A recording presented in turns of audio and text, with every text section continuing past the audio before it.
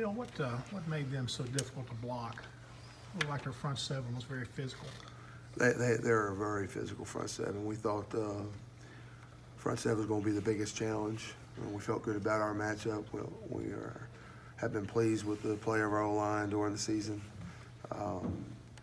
We gave up some sacks later on, but I think we were in a situation where we're kind of playing into their hands. We fell behind in the second half, and that stresses the O-line, and that's a situation you just want to try to stay out of. But it became necessary, and so we gave up 5 sacks. But I thought early on the O-line did a good job against their front.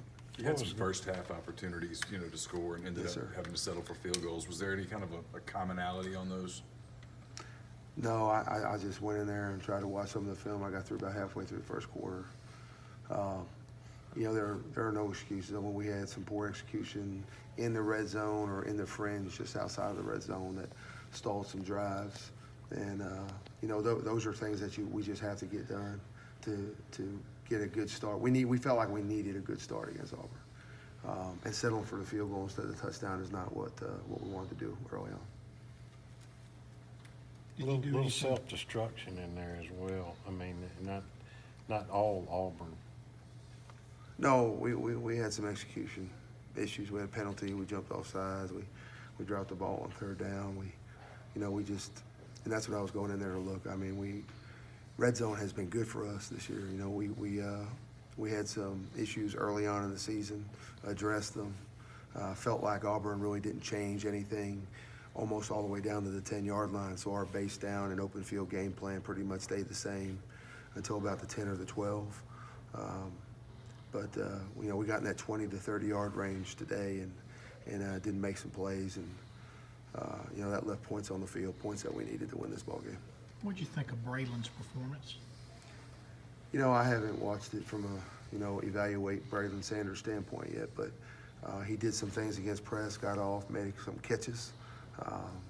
I don't think ever during the game we felt like we couldn't call what we wanted to call offensively because he was out there. So just my initial feeling after coming off the field is that Braylon probably did what we asked him to do, and I don't think that was an issue tonight. You guys are hanging in there going into halftime. Coach Luke said he was disappointed. Were you disappointed as well going into halftime? Yeah, I was disappointed. I think we have more. We had more of an opportunity to get some points and have a lead before the half, and we didn't do that. We shouldn't have entered halftime at 10-6. We had an opportunity to be ahead in that ball game. But based on that, even though you went in 10-6, you've been a second half team this year. Did you feel like, well, we'll just come out of it in the second half? I thought we had the right attitude and the right focus at halftime. But we came out and continued to do some of the same things that we did in the first half and not finish the drive. And it wasn't 3 and outs. We're moving the football. But somewhere along the way, I think a couple of them happened around midfield, a couple of them happened down in the fringe again. And those are just things that we've got to execute in that area of the field to win against teams like this. And it's frustrating when you know that athletically we can compete with Auburn today, and I don't, we didn't execute when we needed to on some key downs. How did y'all feel DK's absence, even though Braylon had a pretty good game from your standpoint?